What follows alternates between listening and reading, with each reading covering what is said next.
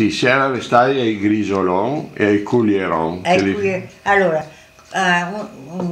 quando il bacco da seta era maturo, non mangiava più, allora si metteva dunque, se era nel solaio, se la quantità di bacchi era poca, c'era il grisolone, ossia c'erano dei fili attaccati alle travi del tetto sì, che scendevano. A questi fili venivano legati delle stanghe di legno, in tutta la lunghezza del solaio, la grandezza. Venivano messi in forma rettangolare, poi lungo la lunghezza venivano di traverso messe le traversine, di traverso, e sopra venivano coperte con qualcosa perché bisognava mettere le carte. In genere però si cercava di mettere le grisiole stesse che erano servite prima, si mettevano su di modo che si facilitava la tenuta,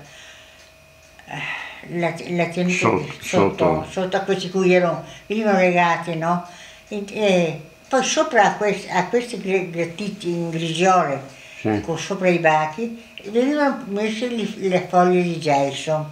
Allora, non più la foglia tagliata, i rami interi, e venivano ben collocati in modo che fossero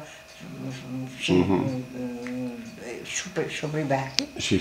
E i bachi, sentendo l'odore della foglia, salivano verso l'alto, e così sotto, se c'erano le grisiole legate sotto, poi i bachi non ce n'erano più, naturalmente perché erano saliti lungo le foglie, i rami delle foglie, e le grisiole venivano calate giù e tirate e tolte, in modo che la lettiera rimaneva pulita. Il bacco, perché il bacco da seta era molto, molto esigente e delicato, la pulizia era di base per anche mi ricordo gli escrementi, no? Come venivano le cheure nere, erano piccoline, così togliendo di sotto quello che impediva alla lettiera di rimanere pulita,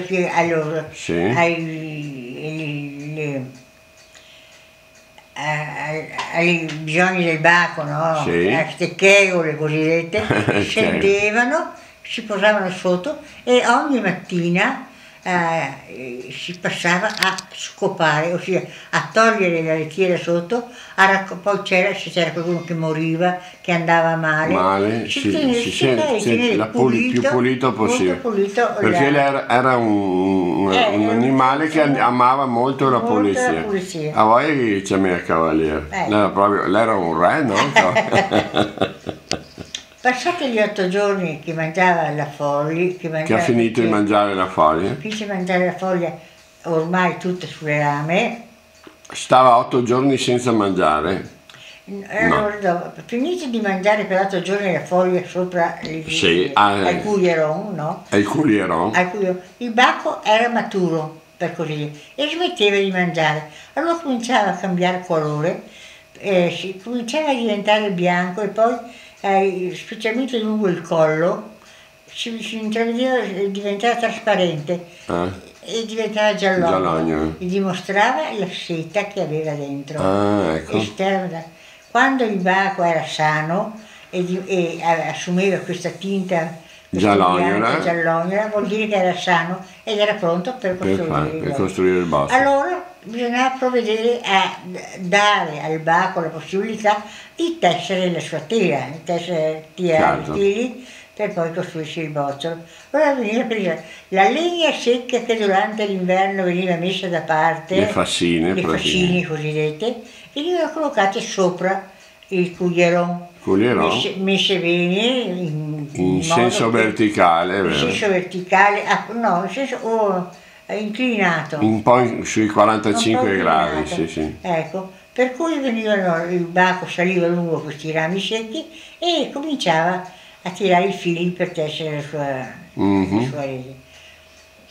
Quando invece il baco non era sano, diventava flaccido e molle e cadeva morto. Allora si diceva che era un bigat. Un bigat. E la falopa cosa? Mi pare che era anche un termine la falopa. Grazie, dopo si sentiva. No, non è come asciuttore.